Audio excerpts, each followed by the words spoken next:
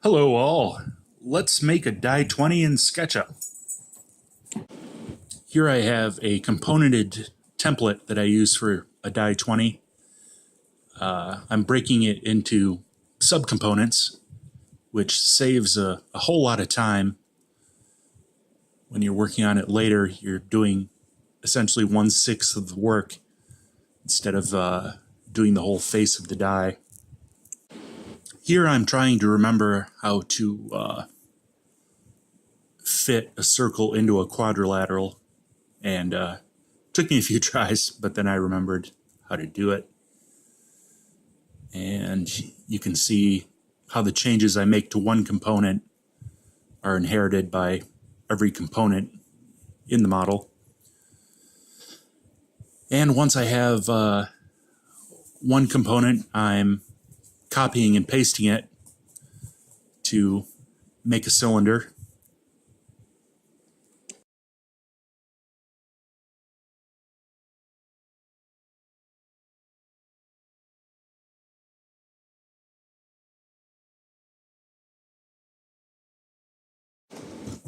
And now I'm cutting the circles into wedges so that I can rotate them and create a sort of spiraling shape. Initially, I was angling each one about 5 degrees, but that was too much, so each section is being rotated by 3 degrees progressively from the one behind it.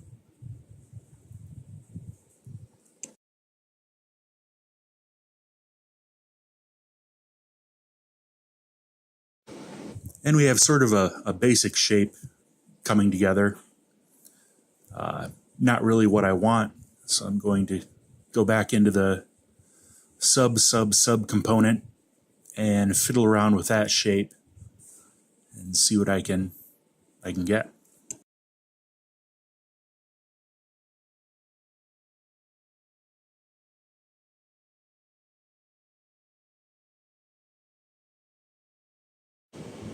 And now we have sort of a spiraling basic shape, and it kind of looks like a mess, but once you start solidifying everything and intersecting and removing matter where things intersect, it starts to actually take shape and look like something. Here I'm just stitching all the polygons together in one component, and then I'm going to copy and paste that into the body of the component so that it's inherited by all of the components.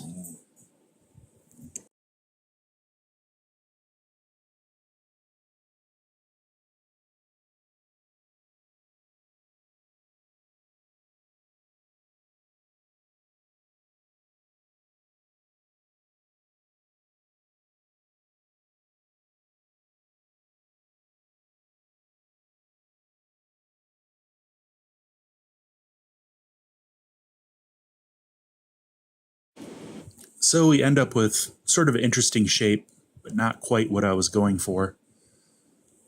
So I'm going to go backtrack a little bit. And I don't like how the symmetry worked in the middle of the triangle. So I'm going to copy the basic shape, group it up, and paste it so it continues on instead of reflecting at that center point. And we'll see how that looks.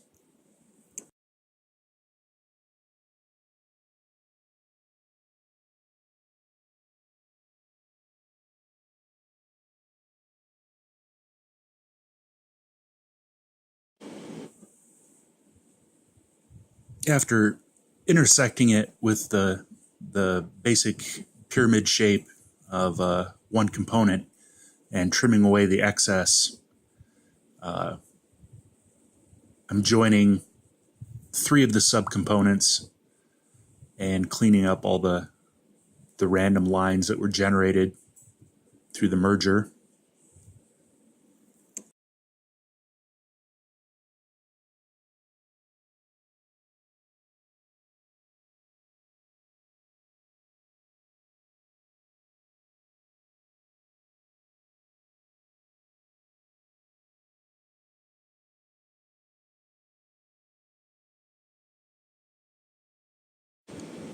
And there we go. We have one solid shape. Still not liking it though. It's too much solid space. It's going to be very heavy, pretty expensive to produce, and I want sort of a lighter, airier look. So I'm going to go back again and backtrack. It's always a good idea to save different file versions of your SketchUp file so you can backtrack and start from a different point. So I'm going back into this component, and I'm going to take the core out so we have more of an airy spiral going on.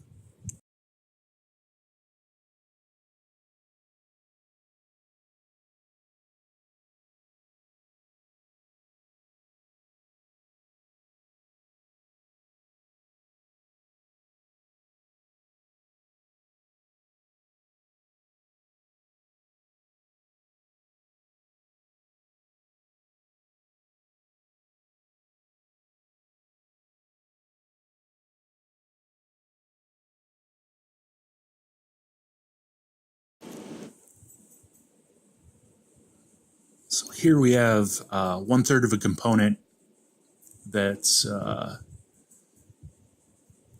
forms a barrel-shaped sort of spiral that intersects with the other spirals on the other sides.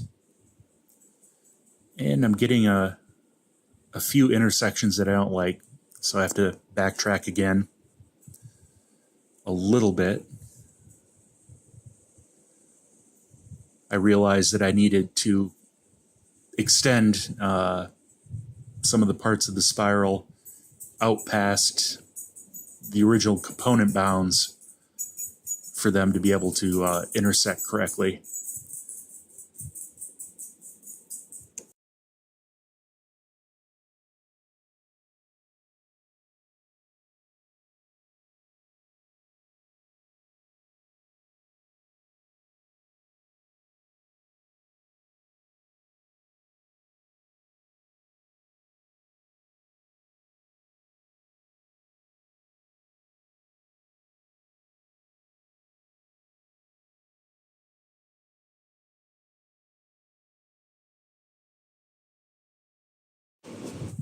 And now I'm intersecting all the components with each other, no matter where they might be in the model. And this is where it gets very confusing and tedious, because SketchUp sometimes doesn't know when planes intersect each other, when they clearly do. So I'm doing a little color coding here to keep track of which section of the model is which and where they intersect. And there's a lot of little orphaned bits that are off on their own that I have to track down and delete to make a clean model. So yeah, quite the mess. Anyway, when all that's done, we get to the numbering.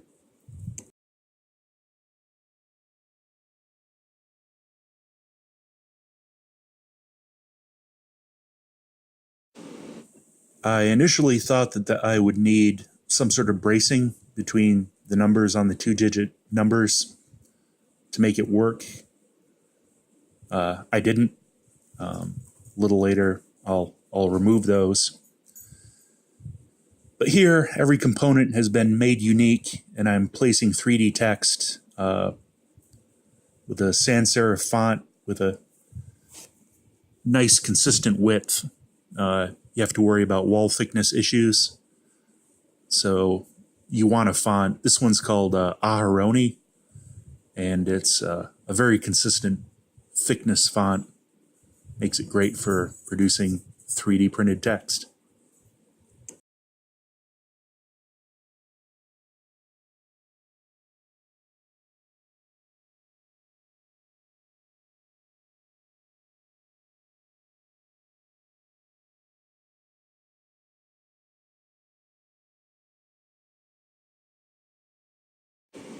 And now we get to the truly tedious part, where each of the numbers is extruded on the face of its component.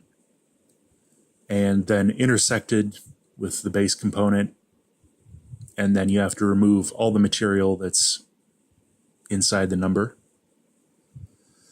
Doing it 20 times is quite the chore.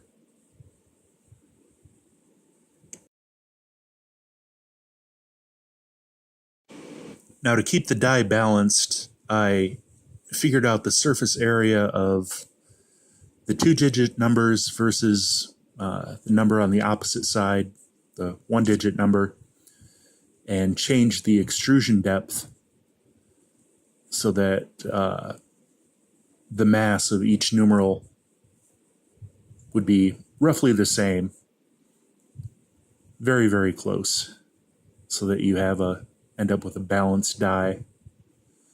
You don't want a big, thick, heavy 20 on one side and then a very light 1 on the other side. You want to keep them as close to balanced as you can.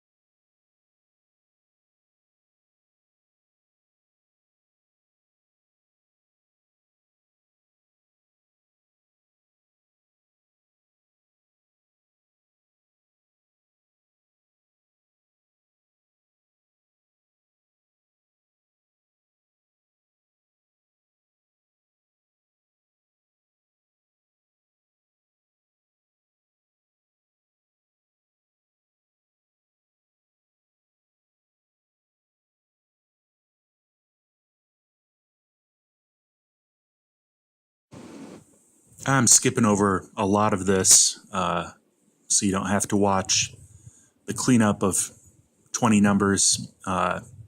Even at high speed, that would be too tedious. We're almost done. Down to the 1. Here we go.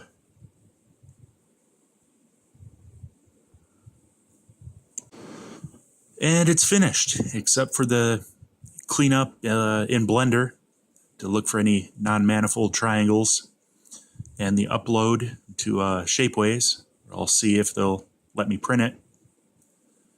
There we go.